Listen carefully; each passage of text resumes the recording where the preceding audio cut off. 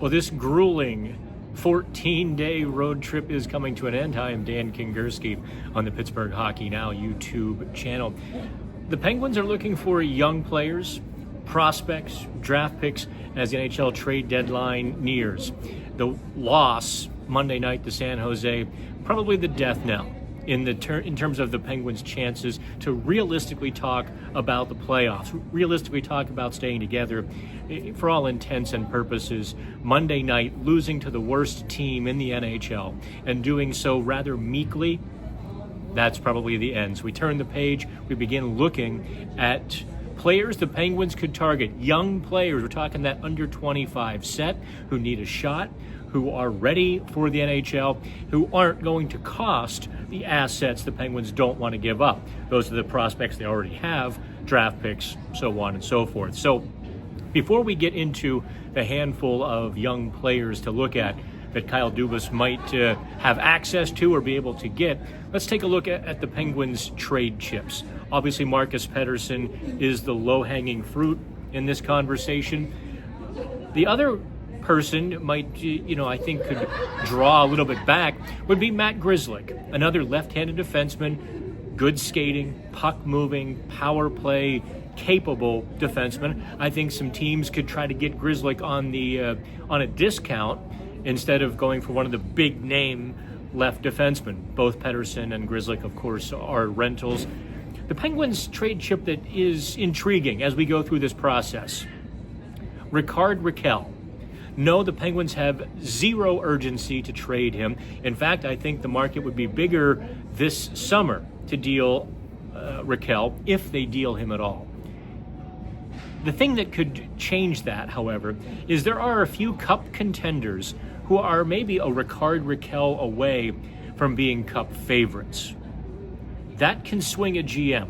They're going to have a lot of time to think about it, either before the first, the unofficial trade deadline, which is before the Four Nations tournament. What is it, February 5th or 6th, when the roster freezes occur. Of course, the NHL doesn't want big blockbuster trades taking away from their made-for-TV event. It's kind of like Battle of the Network Stars having this Four Nations Cup. They don't want anything to infringe upon it, so there's a roster freeze until later February. Those couple or a few weeks right there in the middle are going to give some GMs time to think, maybe time to get nervous, maybe time to get aggressive. A lot of conversations will occur during that time frame. So you could see some GMs jump like Colorado did, moving Rantanen. You could see some people being patient. Now, so with that laid out, let's get into the handful of young players the Penguins might be able to get back. First, Vancouver. Aatu Raty. Playmaking center, good hands, good shot, good enough feet. The Penguins organization lacks center depth, top to bottom. After Crosby and Malkin, who do they go to? They're trying to make Tristan Brose a center, and I think it's going fairly well down in Wilkes-Barre. But first of all, right now he has mono. He's been out for weeks, and he's going to probably take weeks to recover. But that's maybe beside the trade point. There's nobody else in the pipeline who is legitimate center who could come in and maybe be that middle six. So if we look at the trade market, Roddy could be a perfect get. He has that good shot. He's played 20 NHL games this season. He's back in the AHL, just kind of hasn't put it together with Vancouver. Here's the rub, however, with the Canucks. They're actually out of a playoff spot. They've got the drama with JT Miller and Elias Pettersson. In fact, on Tuesday, Jim Rutherford just said bluntly, we've solved it a few times, and then it festers, and I don't think there's going to be an amicable solution to this. So the Canucks have to deal with that soap opera before they get to trading. They've been linked to Marcus Pettersson all season long, and before they get to the second and third tier of their pieces, they're going to have to deal with that. So that's probably on hold. Another player that we had on the Pittsburgh Hockey Now article, if I can page back to it, the Washington Capitals. I know you might have to hold your vomit for just a few seconds, but listen, Dubas and Chris Patrick already hooked up on Lars Eller early in the season. Penguins getting a future third-round pick for Eller. Maybe they could do it again. The Capitals are a stout mid-20s team. They've got, of course, Ovechkin and John Carlson well into their 30s. But everybody else is in that mid-20s range. They could very quickly go from good team to a team that could compete with Florida with some top six help. That's Rickard Rakell. Maybe they could make that run. Hendrix Lapierre is a playmaking center, 23 years old, or just about 23. His downside is that he doesn't shoot. He's oftentimes less than a couple shots per game average. This season, he's picked it up to over a couple of shots per game, but that's not his default setting. In fact, that's what Washington sent him down to the AHL to work on, amongst other things. Last season, he played 50 NHL games. This season, 27 before being banished to the AHL and the Hershey Bears. Could the Penguins work a package for Lapierre and some other talent, draft picks from Washington? It certainly bears watching. Now, there is maybe window shopping on my part. Andrew Christal, 2023 second-round pick, is absolutely blowing away the Western Hockey League. We're talking like 60 points in his first 28 games. We're talking 17 points in his next 8 games after getting traded. He is laying waste to WHL competition. Of course, why would the Capitals give that up? Perhaps Dubas can dangle, that top six help, because right now the Capitals have Connor McMichael riding shotgun on the top line. McMichael is a good young player, probably not top line material. So if the Penguins can fill that void, and Rickard Rakell has a fairly low salary cap hit going forward, especially for a guy on a 40-goal pace to be making just over $5 million.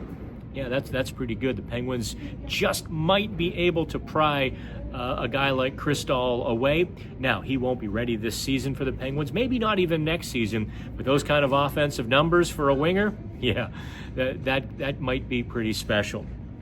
As we go down the list, now here is the intriguing name on the list, Maverick Bourke of the Dallas Stars. He's in the NHL right now, and he's kind of being put in the middle six, sometimes even the top line, because Dallas is banged up.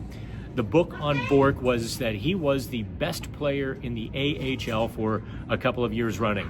High motor, high intensity, some offensive skills. He put up 77 points in 71 games last season with the Texas Stars. Obviously, he's not putting up those numbers right now with Dallas, and maybe he never will. But Dallas has a need for top six with Sagan on the sidelines, Mason Marchment banged up as well.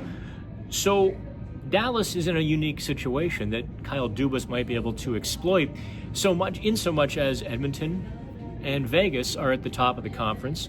LA is going to always be a tough out because they are such a heavy defensive team, and Dallas can compete with that. Can Dallas outscore them? A player like Rakell? Yeah. They won't get Maverick Bourke, but Dallas might even have a need for a guy like Marcus Pettersson to put on their blue line. You're never quite sure what GMs are thinking.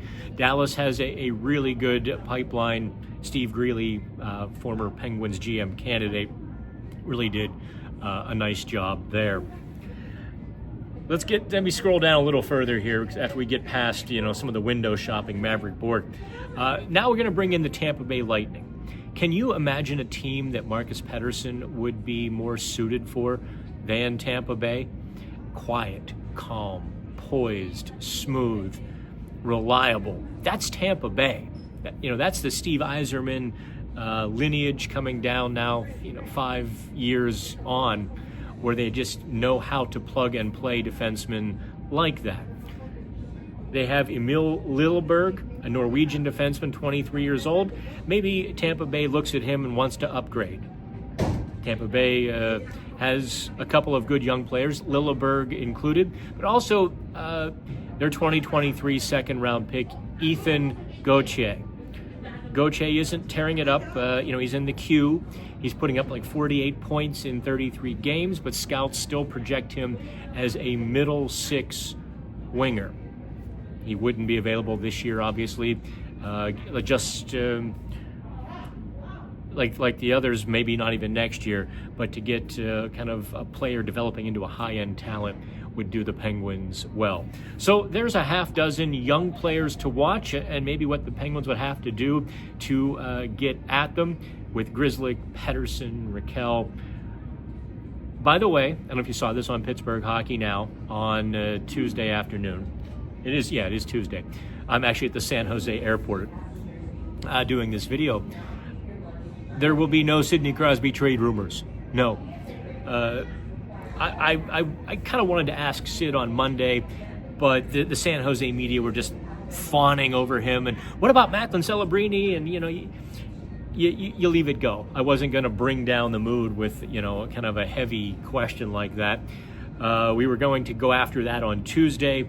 A Penguins source pulled us aside and said, don't worry about it. It's not happening. Didn't angrily dismiss it, didn't fight back, just dismissed it entirely. The Paul Bissonnette annual tweet and the Montreal media imploring Canadiens GM Kent Hughes to go after Crosby. It's not happening. Crosby isn't even entertaining the idea. It's farcical. It's media fun, and that's about all it is. So from the lovely and sunny San Jose airport, we're taking off this afternoon for Salt Lake City. My first game, in fact, a lot of reporters' first game, the Not Yeti Utah Hockey Club. So does that make them not Yeti for prime time? All right, I'll show myself out. From the airport, I'm Dan Kingerski on the Pittsburgh Hockey Now platform.